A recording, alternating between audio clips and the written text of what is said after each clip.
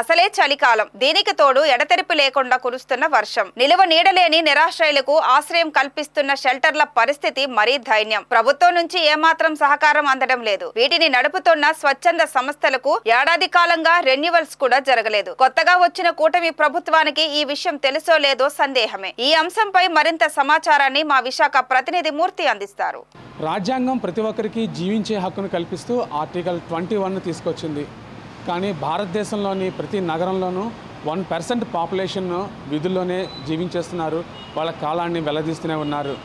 భారత రాజ్యాంగం ప్రకారం సుప్రీంకోర్టుకు ప్రతి రాష్ట్రం కూడా ఆయా రాష్ట్రాల్లో నిరాశ్రయులకు పట్ల ఏ విధమైన ప్రేమను చూపిస్తోంది, వాళ్ళకి ఎలాంటి ఆదరణ కల్పిస్తోంది అన్న దాని మీద ప్రతి 6 నెలలకోసారి పీరియాడికల్గా అఫిడవిట్లు అనేవి దాఖలు చేయాలి.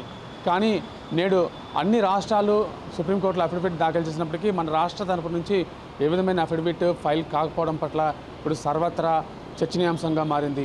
మొత్తం రాష్ట్ర వ్యాప్తంగా ఉన్న 89 షెల్టర్లలో 15 ఇప్పటికే మూతపడి ఉన్నాయి. మిగిలిన 74లో కేవలం 20 మాత్రమే నిధులను సమకూర్చుకుంటున్న పరిస్థితి ఉంది. మిగిలిన 54కి పూర్తిగా నిధులు ఆగిపోయే పరిస్థితే ఇప్పుడు మనం చూస్తున్నాం. వీటికి నిధులను పునరుద్ధరించి వీటిని కొనసాగించాల్సిన బాధ్యత ఆయా రాష్ట్ర ప్రభుత్వాలకు ఉంది.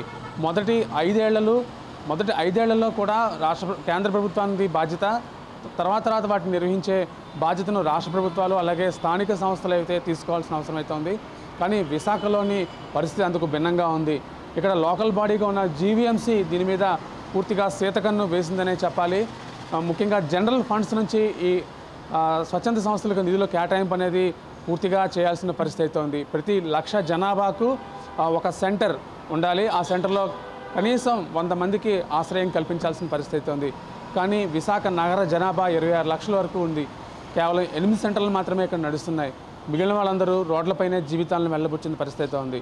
ముఖ్యంగా మనం ఇప్పుడు చూసుకున్నట్లయితే ఇది శీతాకాలం, ఆపై వర్షాలు కూడా కురుస్తున్న నేపథ్యంలో చాలామంది వీధుల్లోనే జీవనం వెళ్ళదీస్తున్న పరిస్థితి మనం చూస్తున్నాము. ముఖ్యంగా రాత్రి అయితే చలికి వణుకుతూ చాలామంది ఎప్పటికీ తెల్లారుతుందా, ఎప్పటికీ తమ బతుకులు బాగుపడతాయన్న ఆశ అయితే కనిపిస్తోంది. కానీ కొత్తగా వచ్చిన కూటమి ప్రభుత్వం దీనిపై దృష్టి సారిస్తుందని స్వచ్ఛంద సంస్థల ప్రతినిధులు ఎంతో ఆశపడ్డారు. కానీ వారికి ఈ విషయాలన్నీ తెలుసో లేదో కానీ ఇక్కడ నిరాశ్రయులు మాత్రం ఎప్పుడు పూట గడుస్తుంది, ఎప్పుడు నీడకు చేరుకుంటామనే ఒక ఆశ వాళ్ళ కళల్లో కనిపిస్తూనే ఉంది.